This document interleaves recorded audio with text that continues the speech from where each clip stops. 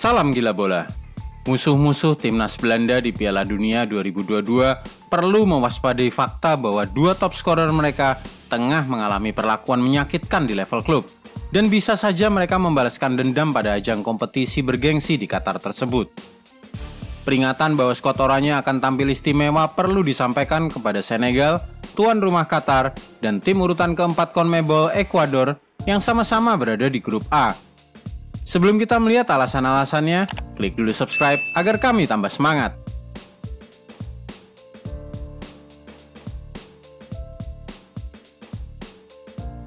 Profil tim nasional Belanda. Siapa tidak kenal timnas oranye?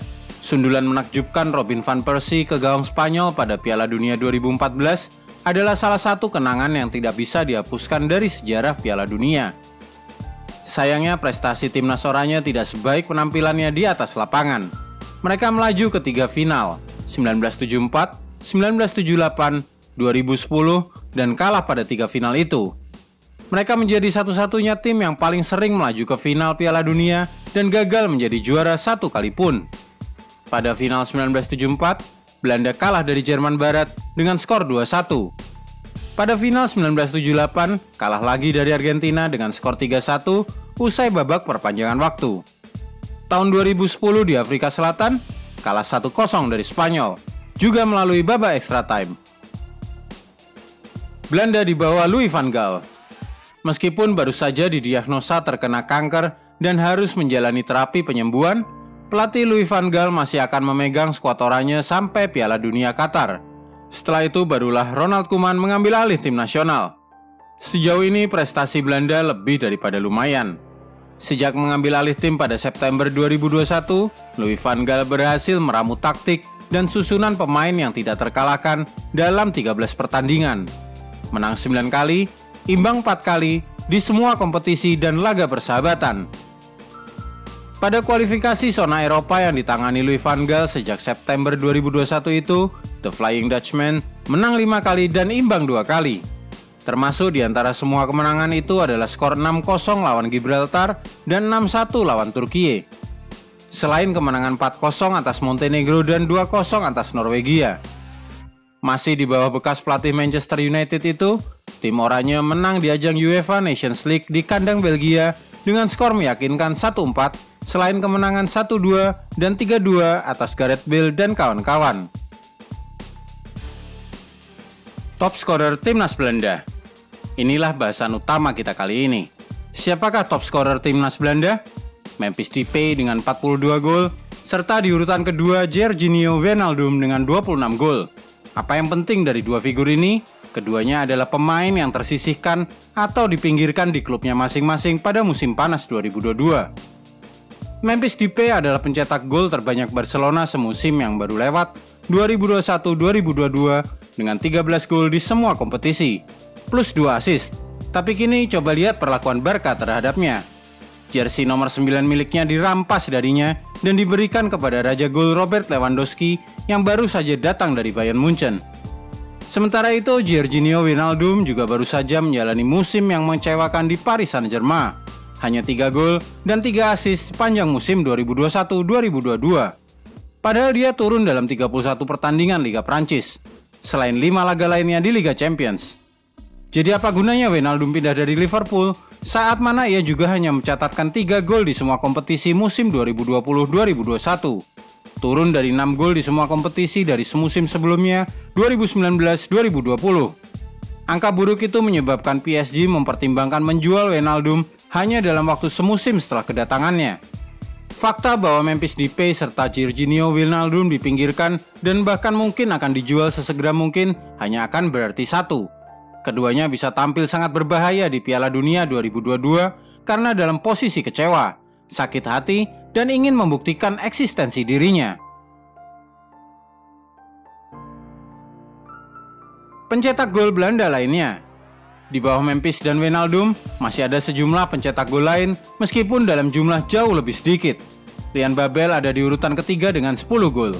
Babel mungkin tidak akan dipanggil masuk tim nasional karena hanya bermain bagi divisi kedua Liga Turki, Eyüpspor. Setelah itu masih ada sejumlah nama lainnya. Davy Klaassen yang bermain bagi Ajax dengan 9 gol, kemudian bekas striker Barca Luuk de Jong yang tidak dipermanenkan dengan 8 gol, Quincy Promes yang merumput di Spartak Moskow dengan 7 gol, Steven Bergwijn dengan 6 gol. Bergwijn baru saja dilepas oleh Tottenham Hotspur usai 2 musim mengecewakan di London dan kini bermain bagi Ajax. Apakah deretan pencetak gol Belanda tak ada nama yang cukup terkenal? Ada. Di urutan berikutnya, Virgil van Dijk, bek tengah Liverpool dengan 5 gol. Kemudian Denzel Dumfries dari Inter Milan juga 5 gol, serta Donyell Malen dengan 4 gol. Yang disebut terakhir ini adalah pemain Borussia Dortmund dan masih berusia 22 tahun. Louis van Gaal selalu gunakan formasi 4-3-3. Beberapa manajer akan melihat skuad yang dimilikinya dan menyesuaikan taktik permainan bermodalkan para pemain tersebut. Louis van Gaal tidak mau begitu. Bos Belanda itu sangat keras kepala, selalu menggunakan sistem yang sama. Formasi menyerang 4-3-3 dengan peran yang jelas untuk setiap posisi dan itulah yang akan dimainkan timnya. Apapun yang terjadi, siapapun lawannya, apapun situasinya. Kata reaktif atau menyesuaikan diri terhadap calon lawan tidak ada di otak Van Gaal. Ia tidak akan pernah mengubah taktiknya. Menurut pendapat Van Gaal, terserah kepada lawan untuk bereaksi terhadap timnya dan taktiknya. Jangan menganggap remeh sikap keras kepalanya. Ia memiliki 11 trofi bersama Ajax, 4 piala saat mengarahkan Barcelona, 3 bersama Bayern Munchen, dan 1 di Manchester United. Bagaimana Van Gaal bermain?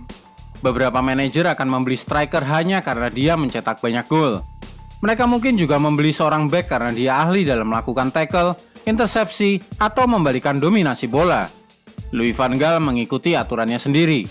Ia mengembangkan profil untuk setiap posisi dalam sistemnya. Profil satu pemain belakang misalnya, harus menjadi pengumpan yang baik untuk mengatur serangan. Striker harus mampu menahan bola dan mengoper ke gelandang serang dan pemain sayap selain kemampuan mencetak gol. Satu-satunya formasi yang dipercaya oleh Louis van Gaal adalah 4-3-3. Itu berarti 1 gelandang bertahan, 2 gelandang tengah pekerja keras yang maju sampai ke depan, dengan salah satunya dibiarkan lebih kreatif, serta 1 striker dibantu oleh 2 pemain sayap menyuplai dari pinggir lapangan. Louis van Gaal mungkin di sana-sini mengubah lini tengahnya sedikit. Dia tidak terlalu menyukai pemain sayap yang suka main lebar. Lebih memilih pemain seperti Arjen Robben yang suka memotong ke dalam dari sisi kanan untuk menembak ke gawang lawan dengan kaki kirinya. Namun pada intinya, Louis van Gaal tidak akan pernah menyimpang dari pola 4-3-3 ini. Caps terbanyak skuad oranye. Mari kita kembali ke gol Robin van Persie ke gawang timnas Spanyol pada Piala Dunia 2014. Siapa pemberi assist yang bisa melihat visi jauh ke depan perihal gerakan Van Persie? Daley Blind. Ia sekaligus pemain paling senior di skuad Belanda saat ini, 92 caps.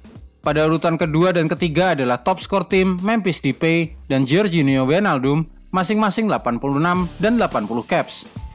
Berikutnya Ryan Babel, 69 penampilan. Kemudian 2 kiper, Martin Stekelenburg dan Jasper Cillessen dengan 63 caps masing-masing. Untuk nama terakhir ini, jika Anda masih ingat Piala Dunia 2014, ia ditarik keluar oleh Louis van Gaal semenit sebelum adu penalti melawan Costa Rica, digantikan spesialis tendangan penalti Tim Krul. Keputusan yang tepat dari sang pelatih karena Belanda kemudian menang 4-3 atas Costa Rica pada adu penalti dan melaju ke semifinal. Berikutnya sederet pemain yang cukup banyak berpengalaman seperti Stefan de Vrij, 58 caps, kemudian Quincy Promes, 50 penampilan, Virgil van Dijk, 47 caps, selain Kevin Strootman yang sudah 46 kali membela oranye. Kemudian ada Frenkie de Jong dengan 44 caps, Luuk de Jong dan Matthijs de Ligt masing-masing 38 kali. Berbeda dengan tim nasional lainnya, Belanda memiliki sekitar 20-an pemain yang sudah 20 kali minimal membela jersey warna oranye. Sangat menenangkan pikiran bahwa akan ada banyak pemain pelapis.